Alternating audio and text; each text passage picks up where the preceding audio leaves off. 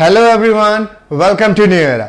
आज इस particular video में हम देखने जा रहे हैं कि जो भी मतलब जेई एडवांस में अभी तक मतलब 15-16 सालों से प्रीवियस ईयर जितने भी क्वेश्चन आए हुए हैं, है ना, पास्ट ईयर में जितने भी क्वेश्चन आए हुए हैं, है ना, वो किस पार्ट से क्या उनका कितना वेटेज रहा है, टॉपिक वाइज कितना वेटेज रहा है अगर देखा जाए तो जेई एडवांस के पेपर में। क्योंकि देखो 2005-4 तक क्या हुआ है कि सब्जेक्टिव वाइज आया है पेपर, है ना, तो हम उसको अभी अपने सिनारियो में अगर देखा जाए तो, है ना, अभी के जो अभी का जो चल रहा है ना सिनारियो, उस पर हम ऐड नहीं कर सकते हैं।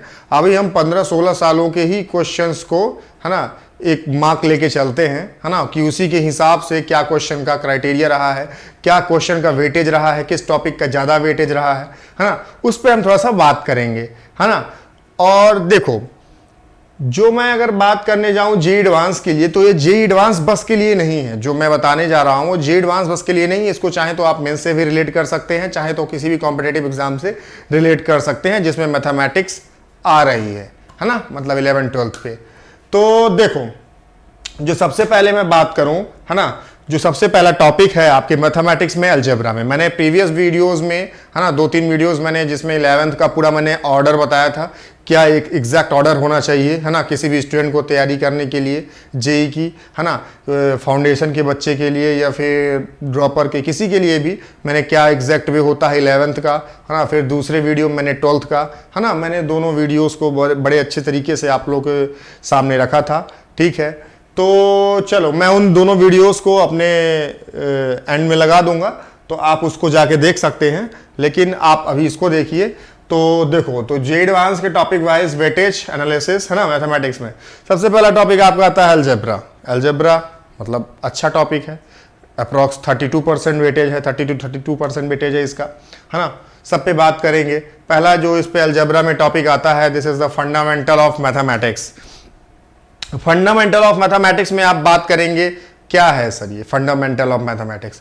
देखो, कुछ नहीं है, जो आप बेसिक मैथमेटिक्स पढ़ते हो, लीनियर इक्वलिटी पढ़ते हो, लॉगरिथम पढ़ते हो, है ना। फिर उसके अंदर देखो ऐसा है कि जेई मेंस के अगर हिसाब से देखा जाए तो सेट भी आ जाता है ना, सेट भी आ जाता है अगर जेई मेंस के हिसाब से बात देखा जाए तो, है ना। तो यही सब टॉपिक हैं, जितने ये छोटे मोटे टॉपिक हैं, छोटे मोटे टॉपिक इन द सेंस ये कि मतलब ज़्यादा टाइम नहीं लगता करने में, है ना। जैसे कि इनइक्वलिटी हो गया, तो इनइक्वलिटी को तो मैंने बहुत अच्छे तरीके से कराया है आप लोगों को। लॉगरिथम हो गया, है ना।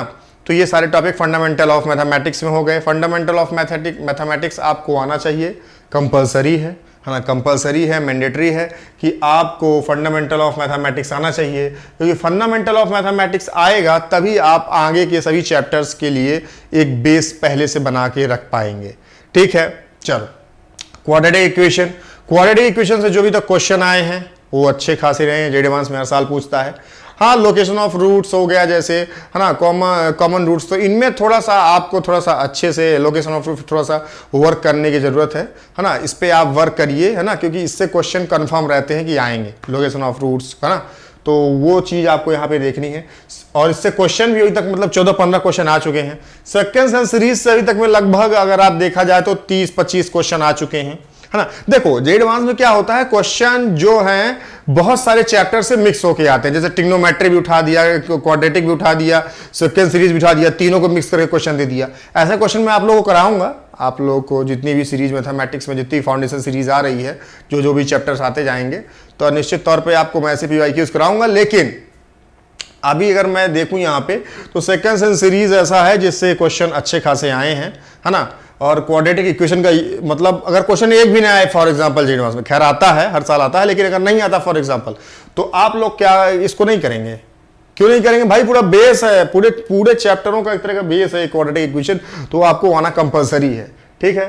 Second series most important topic है, इसको भी करना है आप लोगों को, ठीक है। कॉम्प्लेक्स नंबर भी एक अच्छा टॉपिक है, क्योंकि कॉम्प्लेक्स नंबर में अगर देखा जाए तो 20 से ऊपर ही क्वेश्चन अभी पास्ट 16 ईयर्स में देखा जाए तो 20+ ही क्वेश्चन आए हैं अभी तक जेई एडवांस में। मतलब अगर एक साल में एक क्वेश्चन आता है किसी भी टॉपिक का, मतलब वो टॉपिक इंपॉर्टेंट है, आपका एक नंबर इंपॉर्टेंट है रैंक घटाने और बढ़ाने के लिए, है ना। तो ये आपके माइंड में होना चाहिए। तो complex number is very important. देखो, बाइनोमियल थ्योरम भी एक अच्छा टॉपिक है, बाइनोमियल थ्योरम ही अच्छा टॉपिक है ना। इससे भी लगभग क्वेश्चन 10+ आ चुके होंगे, है ना। परम्यूटेशन एंड कॉम्बिनेशन अगर देखा जाए और प्रोबेबिलिटी, ये परम्यूटेशन एंड कॉम्बिनेशन और प्रोबेबिलिटी की अगर मैं बात करूं तो देखो परम्यूटेशन एंड कॉम्बिनेशन और प्रोबेबिलिटी ये बहुत अच्छे टॉपिक होते हैं, है ना, अच्छे टॉपिक होते हैं। और ये जे एडवांस वाले भी जानते हैं ये बात, है ना, आईटीज ये बात जानती हैं कि बच्चे सबसे ज़्यादा परम्यूटेशन एंड कॉम्बिनेशन और प्रोबेबिलिटी, है ना, और सॉल्यूशन ऑफ ट्रायंगल जो आगे मैं बात करूंगा ट्रिग्नोमेट्री में, ये चैप्टर्स थोड़ा सा होते हैं, मतलब थोड़ा सा उलझाऊ चैप्टर का है। अगर बच्चों के पॉइंट ऑफ व्यू से बात की जाए तो ऐसा होता है। तो इस क्वेश्चनों में क्या होता है कि 50-50% के चांसेस होते हैं, 50-50%, मतलब 50 इजी 50 थोड़ा सा डिफिकल्ट, है ना। तो लेकिन ये परम्यूटेशन एंड कॉम्बिनेशन और प्रोबेबिलिटी ये आपको आना चाहिए, क्योंकि इनसे क्वेश्चन भर भर के आए हैं, मतलब 25-25 प्लस दोनों में क्वेश्चन आ चुके हैं पिछले 16-17 सालों में देखा जाए तो, है ना। तो ये होना चाहिए। मैट्रिक्स डिटरमिनेंट अगेन बहुत इंपॉर्टेंट टॉपिक है और क्वेश्चन अच्छे से आए हैं, दोनों को मिला दिया जाए तो अच्छा खासा क्वेश्चन आया है ना। लगभग इससे 7 क्वेश्चन आए हैं डिटरमिनेंट से, है ना, लेकिन डिटरमिनेंट आना कंपलसरी है मैट्रिक्स के लिए, और मैट्रिक्स आना भी कंपलसरी है डिटरमिनेंट के लिए, है ना। मतलब देखा जाए तो पहले मैट्रिक्स पढ़ते हो फिर डिटरमिनेंट पढ़ते हो, है ना, क्योंकि मैट्रिक्स के द्वारा ही, स्क्वायर मैट्रिक्स द्वारा ही आप डिटरमिनेंट की डेफिनेशन बनाते हैं, है ना। तो ये कंपलसरी है कि आपको ये आना चाहिए मैट्रिक्स एंड डिटरमिनेंट, है ना। अकेले क्वेश्चन इनसे मतलब कहा जाए तो 30+ ही क्वेश्चन आ चुके होंगे लगभग, क्योंकि डिटरमिनेंट मैट्रिक्स भी अगर ऐड किया जाए डिटरमिनेंट के साथ तो काफ़ी क्वेश्चन आ चुके हैं, ठीक है। तो समझिए कि अगर एक क्वेश्चन भी एक साल आता है कोई, तो समझिए कि टॉपिक बहुत इंपॉर्टेंट। अगर अगेन हर साल रिपीट कर रहे हैं एक क्वेश्चन, तो फिर आप समझिए कि हर एक साल उस टॉपिक से मतलब क्वेश्चन आ रहे हैं, मतलब समझिए टॉपिक अपने आप में बहुत इंपॉर्टेंट। हम बात करें ट्रिग्नोमेट्री की। ट्रिग्नोमेट्री में मैंने अभी यहाँ पे 3 मतलब चैप्टर्स लिए हुए हैं, है ना। और 3 चैप्टर्स कौन कौन से? Trigonometric ratio and identities, trigonometric equation, solution of triangle.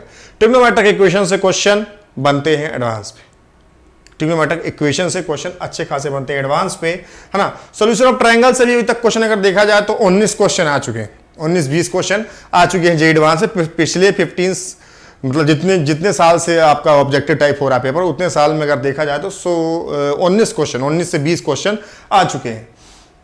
तो सॉल्यूशन ऑफ ट्रायंगल में ये है कि जो 2022 तक का सिलेबस है, जेई का जो अपडेटेड सिलेबस है 2023 के लिए, तो उसमें शायद सॉल्यूशन ऑफ ट्रायंगल को इंक्लूड नहीं किया गया है, लेकिन 2022 तक के लिए सॉल्यूशन ऑफ ट्रायंगल है ना। तो इस चीज को भी आप देख के चलेंगे, है ना। लेकिन solution of triangle very important topic है। इसमें करीब 82 से 82 फॉर्मूले होते हैं सॉल्यूशन ऑफ ट्रायंगल में, है ना। 80 से 82 फॉर्मूले होते हैं, जो मैं अभी आप लोगों को जब पढ़ाऊंगा ट्रिग्नोमेट्री तो आप लोगों को काफ़ी अच्छे तरीके से पढ़ाऊंगा, ताकि फॉर्मूले सारे आपके एक लाइन वाइज में हों, और ताकि अगर आप एक फार्मूला बीच का कोई याद किए हैं तो अगले 4-5-6 फॉर्मूले उससे रिलेट करके आप लिख सकें, ठीक है। तो वहाँ पे आपको याद बहुत कम रखना पड़ेगा चीज़ों को, है ना, क्योंकि बहुत मतलब एक सिस्टमेटिक वे में बताऊँगा मैं, है ना। तो वो तो बात की बात है, लेकिन अभी यहाँ पे देखा जाए तो सॉल्यूशन ऑफ ट्रायंगल जो है ये इंपॉर्टेंट टॉपिक है 22 तक के लिए, है ना।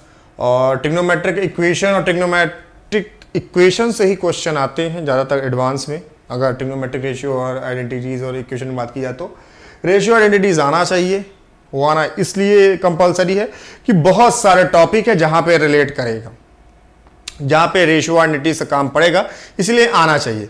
मतलब देखो ऐसा नहीं है कि इस टॉपिक का वेटेज कम है अगर ट्रिग्नोमेट्री का, तो ये ट्रिग्नोमेट्री आपको आना चाहिए। हाँ, आप उतने डीपनेस पे मत जाइए, है ना, मतलब उतना डीपली मत जाइए चीज़ों पे, क्योंकि अगर 6% वेटेज है, लगभग 6-7% वेटेज है टोटल अगर एडवांस में देखा जाए तो इसका, तो उतने आप गहराई में मत जाइए, उतना गहराई में मत जाइए। लेकिन आपको ये चीज़ें आनी चाहिए, क्योंकि बहुत सारे टॉपिक को जब मिक्स करता है तो ट्रिग्नोमेट्रिक रेशियो एंड आइडेंटिटीज भी मिक्स होती है, इक्वेशन भी मिक्स होता है ना, सॉल्यूशन ऑफ ट्रायंगल भी मिक्स होता है। तो आपको ये चीज़ याद रखना है कि आपको अगर ट्रिग्नोमेट्री अगर आप बहुत डीप में नहीं जाना चाहते, लेकिन आपको पढ़ना कंपलसरी है। मैं तो भाई बोलूँगा कि पढ़ना कंपलसरी ट्रिग्नोमेट्री, है ना। ट्रिग्नोमेट्री आनी चाहिए, एक मैथमेटिक्स के स्टूडेंट को ट्रिग्नोमेट्री आनी चाहिए, ठीक है। चलो ये हो गया। अब बात करें कोऑर्डिनेट ज्योमेट्री की। कोऑर्डिनेट ज्योमेट्री भी अच्छा इंपॉर्टेंट है, लगभग 16-17% वेटेज रखता है एडवांस के पेपर में। और पहला जो टॉपिक होता है 2D कार्टेशियन सिस्टम टाइप, है ना, ये हो गया 2 डायमेंशनल कार्टेशियन सिस्टम। फिर दूसरा हो गया स्ट्रेट लाइन, है ना, स्ट्रेट लाइन। एंड देन फिर आपका हो गया सर्कल, फिर है ना पैराबोला, हाइपरबोला, एलिप्स, है ना, कोनिक सेक्शन। ठीक है, तो ये आपके जो टॉपिक्स हो गए जितने 2D सिस्टम, ये straight line, circle, parabola, hyperbola, ellipse, है ना। तो ये टॉपिक में मैं ऐसा बोलूंगा कि हाइपरबोला से जो क्वेश्चन आए हैं ये लगभग आपके 20-19 क्वेश्चन आए हैं, और ये जो क्वेश्चन आते हैं ये easy to moderate to easy होते हैं, है ना। और जो सर्कल है, सर्कल से क्वेश्चन भर भर के आए हैं एडवांस में, लगभग 25+ क्वेश्चन आ चुके हैं, है ना। तो सर्कल आपको कंपलसरी है कि अगर आप कोऑर्डिनेट ज्योमेट्री कर रहे हैं तो आप सर्कल पे जाएं, है ना, सर्कल को अच्छे से करें। ठीक है, और ये सारे टॉपिक आप अगर कर रहे हैं तो अच्छे से करें, है ना। मैं तो यही बोलूँगा, कोऑर्डिनेट ज्योमेट्री को आप एक सिस्टमेटिक वे में करेंगे, कोई डिफिकल्टी नहीं जाएगी, है ना। एक सिस्टमेटिक वे में बस पढ़ेंगे तो कोई ज़्यादा माइंड में उलझन नहीं होगी, एक अच्छे तरीके से आप इस टॉपिक को कर सकते हैं। ठीक है, चलो हम बात करते हैं दूसरे पे। चलो, जो अकेले कहा जाए तो मैथमेटिक्स की जान, है ना, आपके डिफरेंशियल कैलकुलस में बात कर रहा हूँ। पहला डिफरेंशियल कैलकुलस है। कैलकुलस में पहला जो टॉपिक आता है, दिस इज द फंक्शन, है ना। फंक्शन डिफरेंशियल इंटीग्रल दोनों समझने के लिए फंक्शन क्या है, 20 है ना। अगर फंक्शन नहीं आता तो आपका पूरा ये सब बर्बाद, नीचे का सब कुछ बर्बाद है ना। फंक्शन अच्छे से आपको करना है, चाहे फंक्शन से आते हैं क्वेश्चन चाहे नहीं आते। खैर, क्वेश्चन तो अभी लगभग 16-17+ क्वेश्चन आ चुके हैं पिछले अगर 15-16 साल में बात की जाए तो, है ना। तो function is very important topic, है ना, एज पर मतलब अगर नंबर वाइज भी देखा जाए, एज पर कॉन्सेप्ट वाइज भी देखा जाए, है ना। और अदर चैप्टर्स के लिए फाउंडेशन क्रिएट करता है। ठीक, इनवर्स ट्रिग्नोमेट्रिक फंक्शन जिसको आईटीएफ बोलते हैं, है ना, ये भी आप फंक्शन के बाद पढ़ते हैं क्योंकि इस पे आपका यूज़ होता है ना। बेसिकली फंक्शन का इन्वर्स जब होता है, बाइजेक्टिव फंक्शन ऐसी टाइप का यूज़ होता है इस पे, है ना, इनवर्स ट्रिग्नोमेट्रिक फंक्शन पे। ठीक है, लिमिट्स एंड फिर उसके बाद कॉन्टिन्यूटी एंड डिफरेंशिएबिलिटी, ये दोनों इंटरलिंक्ड टॉपिक है, इंटरलिंक्ड। अगर देखो एज मतलब अगर कंटिन्यूटी की बात की जाए, डिफरेंशिएबिलिटी की बात की जाए, तो एज उस इंडिविजुअल उस टॉपिक से क्वेश्चन तो आते ही हैं, ठीक है, आते ही हैं, लेकिन बहुत जगह होता है जहाँ पे आपको लिमिट्स का यूज़ फिर करना पड़ जाता है, इसलिए इंटरलिंक्ड टॉपिक है ना। और इन टॉपिक्स का वेटेज भी अच्छा खासा है, लगभग 20+ क्वेश्चन मान के चलिए, है ना। डिफरेंशिएशन, है ना, वेरी इंपॉर्टेंट टॉपिक, इससे भी क्वेश्चन अच्छा खासा आए हैं। एप्लीकेशन ऑफ डेरिवेटिव, इससे क्वेश्चन भर भर के आए हैं, 30+ क्वेश्चन मान के चलो, 30+ क्वेश्चन मान के चलो। इसमें टॉपिक्स होते हैं आपका रेट मेजर, है ना, अप्रॉक्सीमेशन, है ना, आपका टेंजेंट नॉर्मल हो गया, है ना, आपका मैक्सिमम मिनिमा, मोनोटोनिसिटी, है ना, बहुत सारे टॉपिक हो गए, 3-4 टॉपिक मिला के, अगर मैक्सिमम मिनिमा, है ना, ये सब टॉपिक मिला के, टेंजेंट नॉर्मल, ये सब मिला के टॉपिक ये बनता है। रेट मेजर, अप्रॉक्सीमेशन, है ना, LMVT, है ना, लैग्रांज मीन वैल्यू थ्योरम।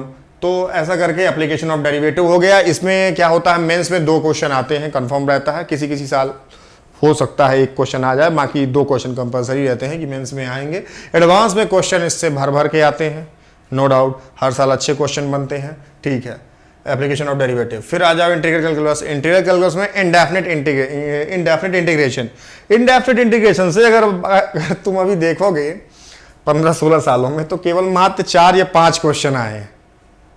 सुनना मेरी बात को, 4 या 5 क्वेश्चन आए हैं। और फिर अगर डेफिनेट इंटीग्रेशन से बात करोगे तो करीब 60 के करीब क्वेश्चन आए हैं 15-16 सालों में।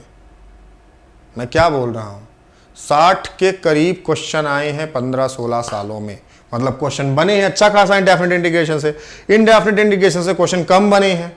तो मैं क्या बताता हूं, देखो क्या होता है कि अगर आपको अगर इनडेफिनिट आता है तभी आप डेफिनेट में पहुंचोगे, है ना। बेसिकली क्या है डेफिनेट में, उसी पे आप जो है आप लिमिट्स पुट कर देते हैं, तो इनडेफिनिट पे तो वही आपका डेफिनेट हो जाता है ना। तो मतलब आपको इनडेफिनिट का ज्ञान होना चाहिए तभी आप डेफिनेट पे आएंगे, है ना। तो मतलब अगर देखा जाए अल्टीमेटली तरीके से कि indefinite is very important and then definite is also important. उसके बाद एरिया अंडर द कर्व, है ना, उस पर क्वेश्चन लगभग 14-16 क्वेश्चन आ चुके हैं पिछले 10-15 सालों में। और डिफरेंशियल इक्वेशन इसको अंतिम में पढ़ते हैं क्योंकि इसमें डिफरेंशिएशन इंटीग्रेशन दोनों का यूज होता है, इसीलिए हम डिफरेंशिएशन को अंतिम में पढ़ते हैं, है ना। ये भी वेरी मतलब कहा जाता है इंपॉर्टेंट टॉपिक है ना, इसमें क्वेश्चन बनते हैं, है ना। तो देखो ये तो बात हो गई, मैं ओवरऑल तुम लोगों को पूरा मतलब समराइज कर दिया, कंक्लूड कर दिया, है ना, चीज़ों को। अब बात करते हैं थोड़ा सा, हाँ, वेक्टर्स एंड 3D, है ना, ये भी एक टॉपिक है और कहा जाए तो इसमें लेस एफर्ट पे अच्छा आउटपुट मिल जाता है ना। अगर कोई बोले तो इस टॉपिक को छोड़ कर जाने को, तो फिर देखो यार गलत है। इस टॉपिक में क्या होता है कि आपको थोड़ा सा इफेक्टिव है, ये इफेक्टिव है, ये चैप्टर इफेक्टिव चैप्टर है। 11% करीब वेटेज है और थोड़ा सा आप एफर्ट लगाते हैं तो निश्चित आपको अच्छा रिजल्ट मिलता है। ठीक है, चलो अगर बात की जाए हम ओवरऑल अगर इनको अगर बांटें, इन पूरे जो ब्रांच है ना, इनको बांटें और देखें कितना कितना इनका वेटेज है, टॉपिक वाइज कितना कितना वेटेज है, तो उस पर देखो हम बात करते हैं सबसे पहले कोऑर्डिनेट ज्योमेट्री की। ठीक है, तो कोऑर्डिनेट ज्योमेट्री पे देखो, कोऑर्डिनेट ज्योमेट्री पे 16% वेटेज है, 16% वेटेज है, मतलब 16% वेटेज है ना। अगर जो भी मैथमेटिक्स आती है उसका 16% वेटेज अकेले कोऑर्डिनेट ज्योमेट्री ले रहा है पिछले 16 सालों से। ठीक है, और अगर हम बात करें algebra is very important topic. अगर कोई बच्चा अलजेब्रा अच्छे से करके जाता है तो डेफिनेटली उसकी रैंक काफी बूस्ट होती है, काफी कॉन्फिडेंस जनरेट होता है ना। और अलजेब्रा में भी ऐसा कुछ है नहीं जो आप, खैर आप पढ़ते तो सब कुछ आ रहे हैं पहली क्लास से, लेकिन अलजेब्रा ऐसा टॉपिक है जिसको आप रूबरू बहुत पहले हो जाते हैं अच्छे तरीके से। कैलकुलस में थोड़ा सा ऐसा होता है कि आप को अच्छे से अगर देखा जाए तो 12th क्लास में आके आप देखते हैं, फिर आके इंजीनियरिंग लेवल में देखते हैं, लेकिन अलजेब्रा ऐसा टॉपिक है जिसको आप बचपन से पढ़ते आ रहे हैं, है ना। तो अलजेब्रा को आपको अच्छे से करना है, वेटेज है इसका अच्छा खासा और ये मतलब इम्पैक्टफुल है ना, इफेक्टिव है, तो आप इसको करके जाएंगे अलजेब्रा को अच्छे तरीके से। फिर हम बात करें ट्रिग्नोमेट्री की, तो ट्रिग्नोमेट्री का देखो 6% वेटेज है। ट्रिग्नोमेट्री में अगर आप डीप नहीं जा सकते हैं तो बिल्कुल मत जाइए, है ना, लेकिन ट्रिग्नोमेट्री आपको आनी चाहिए क्योंकि मिक्स करेगा जब क्वेश्चन तो फिर दिक्कत जाएगी अगर ट्रिग्नोमेट्री का आप थोड़ा सा भी ज्ञान नहीं लिए रहेंगे तो। खैर ट्रिग्नोमेट्री का थोड़ा सा भी ज्ञान नहीं लिए रहेंगे तो फिर क्या मतलब है यार तैयारी करने का। ट्रिग्नोमेट्री का आपको होना चाहिए नॉलेज। ठीक है, वेक्टर्स एंड 3D ऐसा है कि ये अगर आप करते हैं तो आपके लिए अच्छा है। मैं क्या है कि जो फैक्ट है मैं आपको वो बता रहा हूँ। वेक्टर एंड 3D अगर आप करते हैं तो अच्छा है ना, लेस इफेक्टिव है ना, मतलब लेस अगर टाइम कंज्यूमिंग, अगर आप बोलें अगर अदर्स बायोट टॉपिक जितनी भी कैलकुलस है ना, अलजेब्रा, तो उनके हिसाब से थोड़ा सा इस ये वाली ब्रांच का है उतना ज़्यादा टाइम कंज्यूमिंग नहीं है। आप इस पे दे के टाइम कर सकते हैं, अगर आपके पास टाइम है तो आप अच्छे से इसको कर सकते हैं क्योंकि फिर आपके कम एफर्ट पे आपको ज़्यादा आउटपुट मिलेगा। तो vectors and 3D, this is the differential calculus. यहाँ पे थोड़ा सा लिखने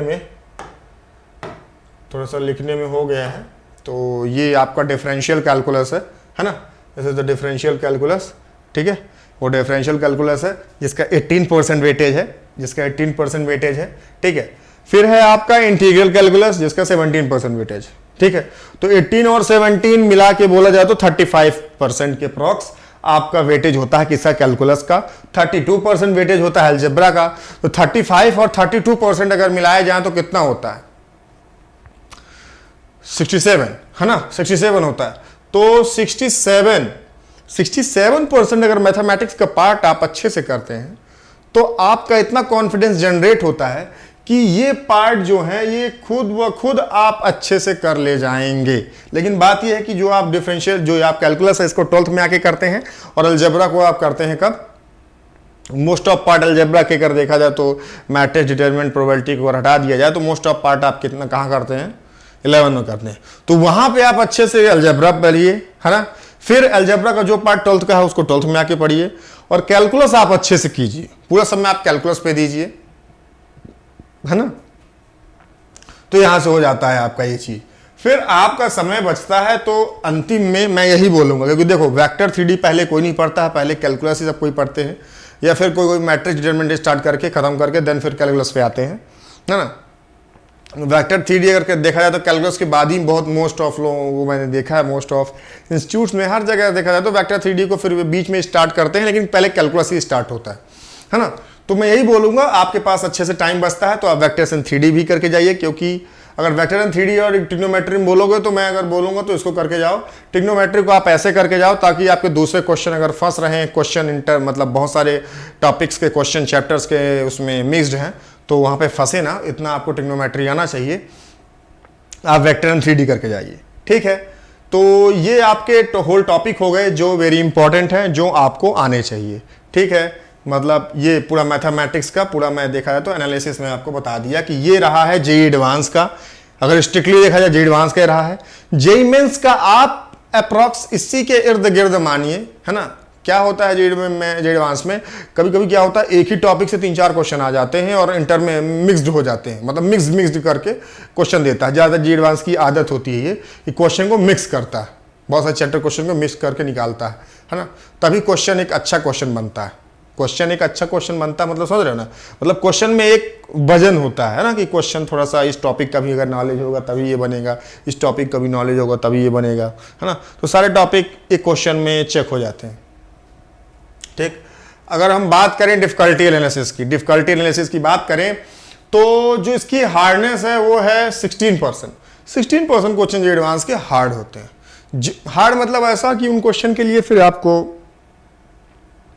फिर थोड़ा सा एफर्ट है, मतलब आपका एफर्ट होना चाहिए उतने लेवल का, है ना, उतने लेवल का एफर्ट होना चाहिए। खैर बहुत बार ऐसा होता है कि मीडियम एवरेज लड़का भी हार्ड क्वेश्चन को ज़्यादा अच्छे से हैंडल कर लेता है, और अच्छा जो लड़का काफ़ी दिन से वर्कआउट कर रहा है इस एग्ज़ाम के लिए, है ना, तो बहुत बार ऐसा होता है कि वो क्वेश्चन मिस हो जाता है। तो ये कहना थोड़ा सा अटपटा होगा कि हार्ड होता है क्या, मीडियम क्या होता है, इजी क्या होता है। लेकिन अगर पेपर के एनालिसिस की बात की जाए तो यही निकल के आता है कि जो पेपर की हार्डनेस होती है वो 16% होती है, 16% होती है। और अगर मॉडरेट लेवल की बात की जाए तो 52% होता है, 52% होता है। और अगर इजनेस की बात की जाए तो 32% होता है। तो हमको सबसे पहले क्या ध्यान में रखना है कि पेपर में हमको इस पार्ट को ढूंढना है। सिलेक्शन आपको यही पार्ट कराता है, ये रियलिटी बात है। सिलेक्शन पार्ट आपको यही कराता है, और इसी पार्ट के पीछे जो भागता है, देखा होगा बहुत सारे बच्चे बहुत कम पढ़ के बहुत अच्छा करते हैं। कारण यही रहता है कि उनकी जो नज़र रहती है वो इसी चीज़ पे रहती है कि एक्चुअली आ क्या रहा है एग्ज़ाम में, है ना। तो आपको थोड़ा सा इंटेलेक्चुअल होना है ना, आपको यहाँ पे, है ना, बी इंटेलेक्चुअल की आपको 32% पहले आपको इजी पार्ट देखना है हमेशा क्वेश्चन पे, है ना, क्वेश्चन समझ में ही आ जाते हैं, है ना। और 52% मीडियम होता है, और जो हार्ड होता है वो 16%। और जैसे कि आपके हार्डनेस कहाँ पे ज़्यादातर देखने को मिलती है, आपको देखने को ज़्यादातर हार्डनेस मिलती है पहले कहाँ, परम्यूटेशन कॉम्बिनेशन में। तो क्या होता है, बहुत बार हम परम्यूटेशन कॉम्बिनेशन को जब करते रहते हैं, जब सोल्यूशन अंतिम में आ जाता है तब हम कंफ्यूज होते हैं कि भाई मैंने इसे कैसे कर लिया, इसको कैसे मेरा आंसर आ गया, है ना। ये चीज़ थोड़ा सा होती है परम्यूटेशन एंड कॉम्बिनेशन में, क्योंकि थोड़ा सा वहाँ पे क्या होता है कि चीज़ें बहुत इमेजिन पे चली जाती हैं, है ना। तो थोड़ा सा सोचना पड़ता है परम्यूटेशन एंड कॉम्बिनेशन में, है ना। प्रोबेबिलिटी में भी सेम प्रोसेस है ना। तो थोड़ा सा वहाँ पे हार्ड क्वेश्चन बनने की ज़्यादा प्रोबेबिलिटी है। कहाँ पे, प्रोबेबिलिटी में और परम्यूटेशन एंड कॉम्बिनेशन में, डेफिनेट इंटीग्रल में, है ना, डेफिनेट इंटीग्रेशन में, है ना। अगर देखा जाए तो वहाँ पे क्वेश्चन अच्छे बनते हैं। तो यही कुछ टॉपिक है जहाँ पे क्वेश्चन अच्छे बनते हैं, और बाकी हर टॉपिक अच्छे वे में होता है, कोई इतना हार्ड नहीं होता है, मॉडरेट लेवल या इजी लेवल पे ही चलता है। ठीक है, तो ये आपका होल सिनारियो था ना, होल मतलब वेटेज था, है ना। सभी चीज़ों के बारे में आपको मैंने बता दिया, और जो भी आपकी क्वेरी है आप कमेंट बॉक्स पे लिखिए, है ना। हमारे फेसबुक पेज पे जाइए, उस पर लिखिए, है ना। आप इंस्टा पेज पे जाके उस पर भी जो भी क्वेरी है आप मैसेज कर सकते हैं, है ना। डिस्क्रिप्शन बॉक्स पे आपको व्हाट्सअप नंबर दिया है, उस पर भी आप मैसेज कर सकते हैं। तो ठीक है, जो भी आपकी क्वेरी हो आप ज़रूर शेयर कीजिएगा। Thank you.